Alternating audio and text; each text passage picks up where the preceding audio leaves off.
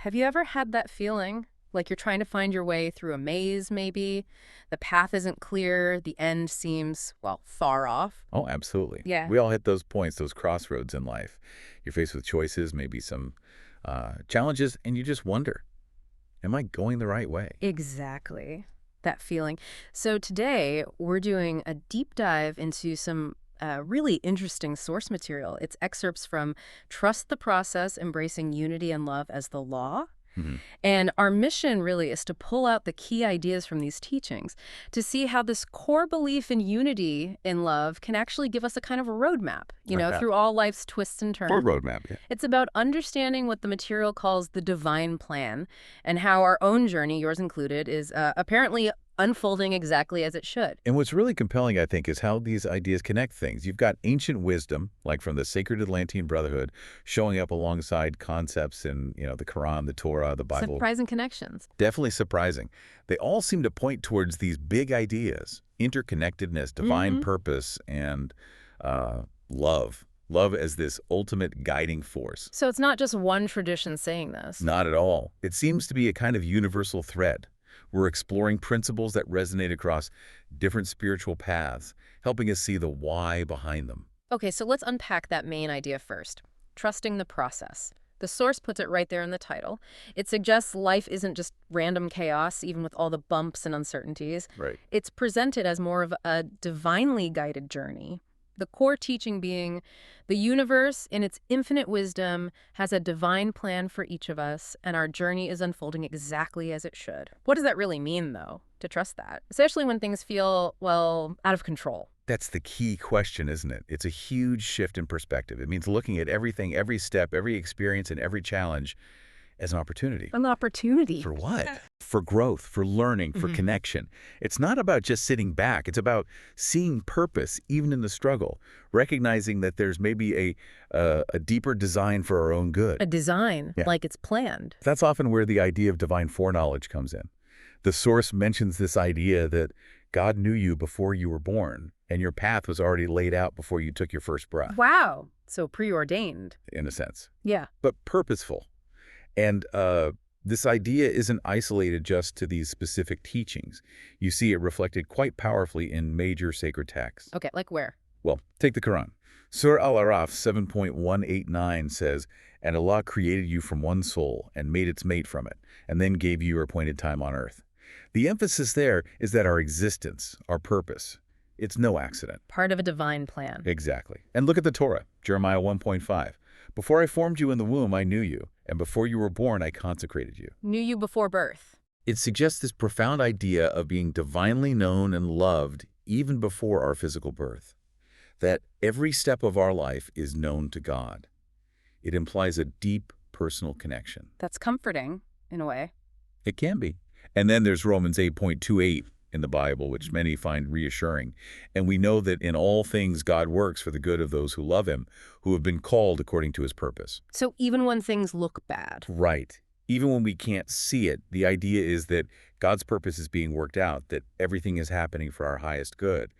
All these texts seem to point towards this guiding intelligence, this personal involvement in our journey. That concept of being known, guided right from the start, it really changes things. You go from feeling potentially lost to feeling like maybe you're part of a bigger picture. Precisely. So if that's the individual path, what about how we relate to everyone else? That leads us right into unity, doesn't it? The source calls it the foundation of this journey. Yes, absolutely. It says we are not separate beings walking isolated paths.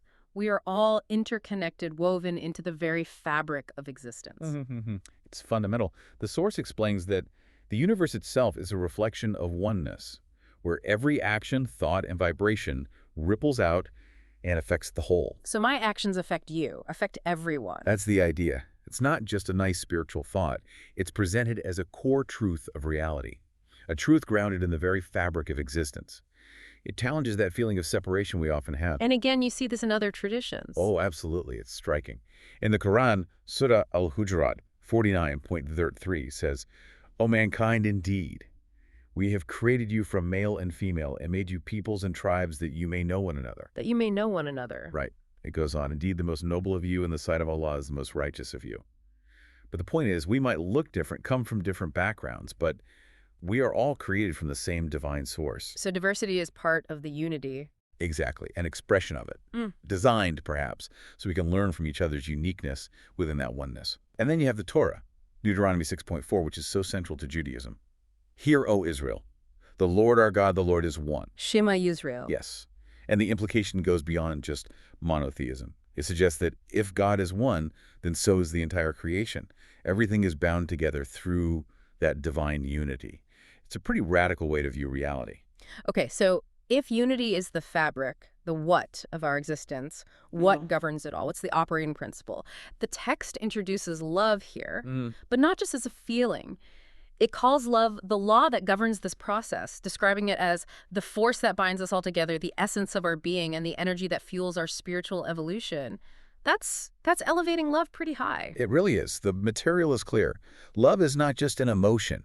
It is the core principle that governs the universe. It's the fundamental energy. The energy. Yes, the force that connects everything, the basis for our actions, according to these teachings.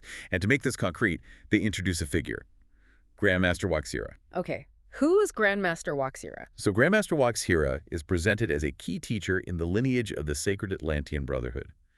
It's a tradition focused on preserving and teaching ancient wisdom about universal laws, spiritual growth, that sort of thing. Got it. And what does Waxira say about love? There's a powerful quote here. When you trust in love, you trust in the process.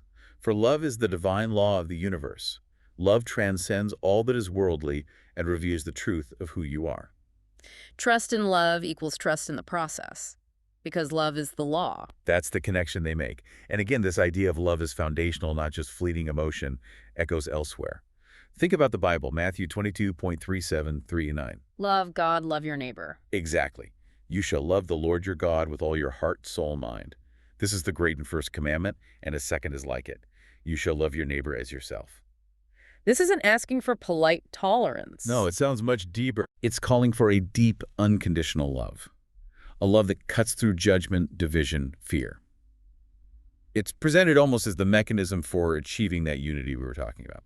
Okay, so let's try and weave these threads together. We have trust in the process, this underlying unity of everything, and love as the governing law. It seems like the source is saying that when we genuinely trust the process, we're essentially doing more than just hoping. We're actively surrendering to the divine flow of love and unity that connects us all. It's about alignment, right? Not just belief. Alignment is a great word for it, yes. Every single moment, even the tough ones, becomes an opportunity to align ourselves more closely with the universal laws of love and unity. It's presented as a constant practice. A practice of surrender, maybe. That's exactly what Grandmaster Waxira says in another teaching. The path to enlightenment is not about control, but about surrender. Surrendering to the divine flow of love and allowing it to guide you to your highest self. Surrendering control. That's hard for many of us. It is. But the implication is that this spiritual journey, while not always easy, is always guided by love. Yeah. So trusting the process isn't about giving up. It's about acknowledging we're supported. Supported by that divine wisdom, that Right. We acknowledge that we are never alone. We are always supported by the divine wisdom that created us and the love that binds us all together. It offers a powerful way to frame our lives, especially the difficult parts. So reflecting on all this, what does it mean for you personally listening right now as you navigate your own labyrinth? Yeah. It's really an invitation, isn't it, to consider trusting that process, to maybe glimpse a divine plan unfolding, to truly feel that interconnectedness, that unity, and maybe, just maybe, to let love be the law you follow. It prompts some deep questions. Where in your life are you trying to force control instead of trusting?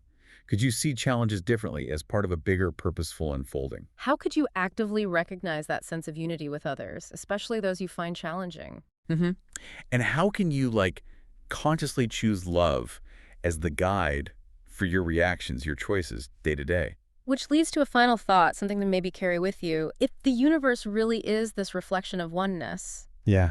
and if every single action, every thought, every vibration truly ripples out and affects the whole thing, what would happen? What would the collective impact be if more of us, if each of us, really tried to consistently align with that universal law of love in our daily lives? Imagine that ripple effect. Profound. So remember, the message here is to trust. Trust that you are exactly where you need to be right now. And that everything, truly everything, is unfolding for your highest good.